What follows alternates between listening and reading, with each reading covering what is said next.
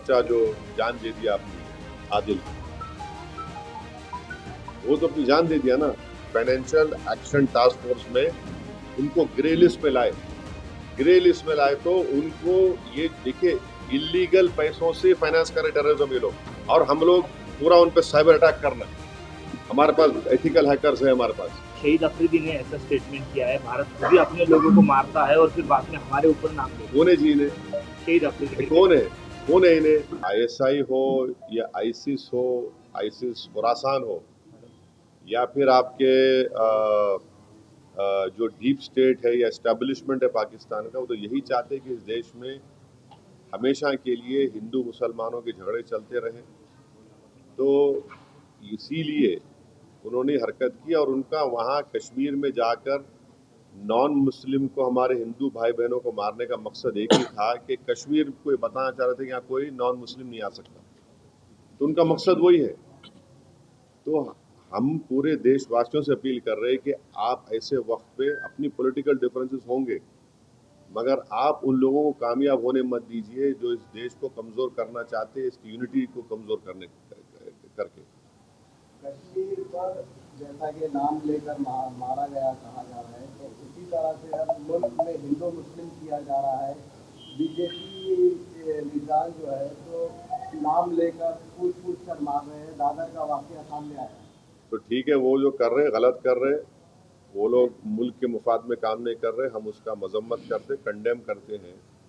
अब आपके ही deputy chief minister Maharashtra के, वो खुद बोल रहे कि वो जो बच्चा जो जान दे दिया अपनी, आदिल, वो तो अपनी जान दे दिया ना। वो कहाँ देख रहा था कि मुसलमान है, हिंदू देख रहा, इंसान को देख रहा था। वो जान बचाने के लिए वो टेररिस्ट से वेपन छीनने की कोशिश किया, उसको मार दिए। तो ये जो अगर हमारे देश में से कोई कर रहा है गलत है, ये इसको हम कंडेम करते हैं। सरकार ने जो अल्टीमेटम दिया था कि जितने भी पाकिस्तानी हैं उनको पाकिस्तान भेजा जाए, वो चले जाए, मगर यहाँ की राज्य सरकार में जो है देवेंद्र फडणवीस बोल रहे कि पूरे गए और एकनाथ शिंदे जी बोल रहे 160 अभी बाकी है। मेरे को नहीं मालूम, ये तो गवर्नमेंट को। युद्ध कितना महंगा पड़ेगा भारत को? अरे भाई, अभी गवर्नमेंट को छोड़ो ना, ऐसा लूज टॉक मत करिए। गवर्नमेंट का डिसीजन होगा, गवर्नमेंट पूरा सोच के फैसला करेगी। सुनिए, एक मिनट सुनिए, गवर्नमेंट क्या करेगी नहीं करेगी वो गवर्नमेंट तय करेगी।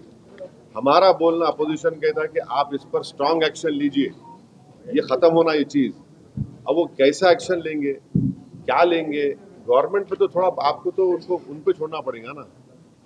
अब ये टीवी चैनल पे एंकर बैठकर ऐसा बोल रहे, ऐसा होगा ऐसा, अरे भाई ये मजाक है क्या? ये ऐसा गवर्नमेंट तय करेगी, क्या डिसीजन होगा वो तय करेंगे। मगर हम मेरा डिमांड ये है कि पाकिस्तान को फिर से FATF की ग्रे लिस्ट में लाना जरूरी है। फाइनेंशियल एक्शन टास्क फोर्स में उनको ग्रे लिस्ट में लाए, ग्रे लिस्ट में लाए तो उनको ये देखिए इलीगल पैसों से फाइनेंस कर रहे टेररिज्म ये लोग।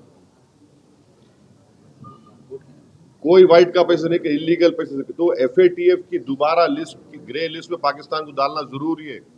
हम डिमांड करेंगे ये गवर्नमेंट से कि उनको FATF की ग्रे लिस्ट में डालो आप, तभी जाकर उनका होगा।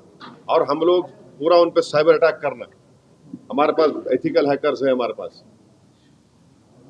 नेवल और एयरफोर्स ब्लॉकेट कर सकते, इंटरनेशनल लॉ में कर सकते हम। और अगर कल कोई एक्शन गवर्नमेंट लेगी तो यूनाइटेड नेशन का कानून है आर्टिकल 51, जो सेल्फ डिफेंस में आपको राइट देता, और नॉन स्टेट एक्टर्स के खिलाफ भी आप एक्शन ले सकते। तो ये सब चीजें हैं। और भारत के संविधान में आर्टिकल 355 है। 355 के तहत कोई स्टेट में अगर एक्सटर्नल एग्रेशन होता तो सरकार की जिम्मेदारी उसको रोकने की। शहीद अफरीदी ने ऐसा स्टेटमेंट किया है, भारत खुद ही अपने लोगों को मारता है और फिर बाद में हमारे ऊपर नाम लेता है। कौन है जी इन्हें? शहीद अफरीदी कौन है? कौन है इन्हें? नाटक है क्या ये? छोड़ो ना, तुम क्या जोकरों का नाम ले रहे मेरे सामने, छोड़ो ना इन लोगों को। क्या भारत उनको जो प्रोटेस्ट करने जा रहे हैं कैसा है उसका? देखिए फोटो, जी देखिए ना फिर। तो क्या आगे का? अब वो सब हमारे सदर साहब आए हुए हैं, आपको तफसील सुनाएंगे। मगर हमारा देखिए, आपको समझा रहे, पंढरपुर की मंदिर है, पंढरपुर की मंदिर में ट्रस्टी कौन हो सकता है बोलो आप? हिंदू हो सकता है ना, नॉन हिंदू नहीं हो सकता ना। अब उसमें आप हम कोई बोले नहीं नॉन हिंदू को बनाओ, वो तकलीफ होती नहीं होती? हम भी वही बोल रहे हैं। वक्फ बोर्ड में क्यों आप बनाना चाह रहे हैं नॉन मुस्लिम को? आपका उधर फेथ है, आपका मामला है, तो हमारा भी तो है ना। हम कहाँ अलग है? रिलीजन है ना, वो रिलीजन है तो हमारा भी तो रिलीजन है। आप पंढरपुर में अगर नॉन हिंदू को नहीं बना सकते तो वक्फ बोर्ड में कैसे बनाएंगे आप दो को? क्या पूरा मेजोरिटी बना सकते? क्या बोलो आप? लेकिन बनाया नहीं जाता, लेकिन प्रावधान तो है, बन भी सकता अरे क्या बन है। नहीं, कानूनी बंदी तो नहीं सुनिए है, सुनिए, देखिए आपको नहीं मालूम, मैंडेटरी दो को बनाने का है और दूसरे सेक्शन में रिलीजन न्यूट्रल है, तो बढ़ के भी बना सकते हो लोग। दो को तो मैंडेटरी बना ही नहीं, बना है नॉन मुस्लिम को, कैसे बनाएंगे आप? भाई मेरा आर्टिकल 26 के तहत मेरे को ये राइट है कि मैं अपने पसंद के रिलीजियस चैरिटेबल इंस्टीट्यूट को कायम करो, और वक्फ प्योर रिलीजियस इंस्टीट्यूशन है और हम उसको कायम करें, उसको एडमिनिस्टर करने का राइट आर्टिकल 26 मेरे को दे रहा है। मूवेबल इमूवेबल प्रॉपर्टीज लेने का राइट मुझे आर्टिकल 26 दे रहा है। आर्टिकल 14 का वायलेशन नहीं है कि आप वहां पे कर रहे और मेरे को बोल रहे ऐसा करो। आर्टिकल 15 का वायलेशन है, फ्रीडम ऑफ रिलीजन का वायलेशन है, आर्टिकल 25 का। ऐसा कैसे होगा बताइए आप?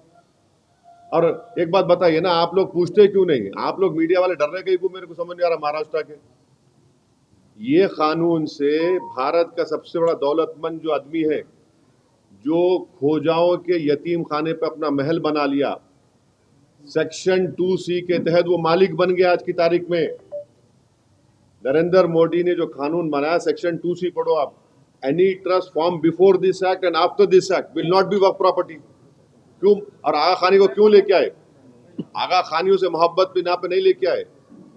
अगर आगा खानियों की मोहब्बत पे लेके आते तो नरेंद्र मोदी जाके जकिया जाफरी से मिलते थे। वो आगा खानी है। ईसान जाफरी को काट के उनके जिस्म को जला दिया गया था। आगा खानियों को इसलिए लेके आए ताकि वो जो ट्रस्ट से वो जमीन खरीदे, यतीम खाने खरीदे, उसको लीगलाइज करना। आप मेरे को बताओ, बीजेपी के पैम्फलेट में लिखा हुआ है कि 70% वक्फ प्रॉपर्टीज पे इंक्रोचमेंट हो गया। अगर 70% है तो आप लिमिटेशन एक्ट अप्लाई करके उनको ओनर क्यों बना रहे? आप ओनर बना रहे ना उनको। आप देखो उनका पैम्फलेट पढ़े आप लोग, एक 4 पेज का, एक 15 पेज का बुकलेट, बकवास लिखे रहे उसमें, खुद अपने आप को वो कर रहे, कॉन्ट्रडिक्ट कर रहे। लिमिटेशन एक्ट का मतलब क्या है? 12 साल जो वहां पे बैठा हुआ है एंक्रोचमेंट करके, उसको आप मालिक बना दिए। आज मालिक बन गया वो।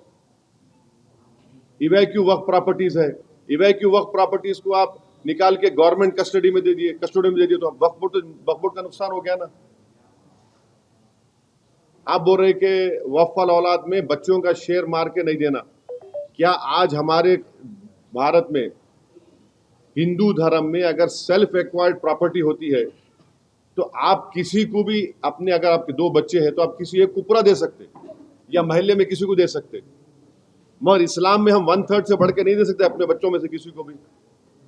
विल पावर आपको है, और हम अगर आप, मैं अल्लाह के नाम पे दे रहा हूं। अब मिसाल के तौर पर अगर कोई हिंदू अपना पूरी प्रॉपर्टी दान दे रहा तो उसमें पूछते क्या तू बच्ची का हक मार के दे रहा है? उन्हें बोला नहीं भाई, भगवान को दे रहा हूं, अल्लाह को दे रहा हूं, मैं, मेरी प्रॉपर्टी है। संविधान में आर्टिकल 300A है, प्रॉपर्टी आपका है, मैं कुछ भी कर सकता हूं मेरे प्रॉपर्टी। आप बोल रहे नहीं, वो ऐसा नहीं कर सकते आप।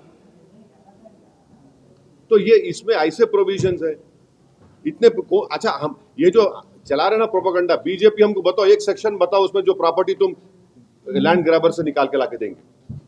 तुम एक सेक्शन बताओ जो यहाँ से इनकम में इजाफा होगा, बताओ ना। 45 अमेंडमेंट्स है, कौन सा उसमें है बताओ जो मुसलमानों के मफाद में? आप तो लूटने के लिए लेकर आ रहे। सेक्शन 3D आप बना दिए, उसमें 3D का बोल रहे, क्या बोल रहे, जो आर्कियोलॉजिकल एंशिएंट प्रोटेक्टेड मॉन्यूमेंट है वो वक्फ नहीं रहेगा। क्या मतलब भाई? आपको मालूम औरंगाबाद आपके शहर में, यहाँ पर अपने क्या नाम था जो वहां से अफ्रीका से आए थे उस बादशाह का, मलिक अंबर का वो नहीं है, वक्फ नहीं रहा वो। उनकी समाधि, हाँ नहीं रही, वक्फ नहीं रहा वो। कैसा होता बोलो? वो सेक्शन 3D में आप बोल दिए मलिक अंबर की खबर आप वक्फ नहीं है, कैसा बोलेंगे भाई? कई शियाओं के इमाम बड़े हैं, 200 साल पुराने हैं, एंशंट है, तो आप बोल रहे नहीं वक्फ की नहीं रहती, कैसा होगा ये? अब आपका पंचक्की है, आप पंचक्की बोलेंगे नहीं है, दरगाह नहीं है, वो वक्फ नहीं है क्योंकि एएसआई का मॉन्यूमेंट है वहां पे। कि आप तो छीन रहे ना हमारे से, बचा रहे कहां आप? कौन सा सेक्शन है बताओ आप बोल रहे हैं कि 6 महीने के अंदर पूरा पोर्टल पे चढ़ाओ। कैसे चढ़ा 6 महीने में? बोलो आप। जो नहीं चढ़ाए वो वक्त नहीं रहेगा।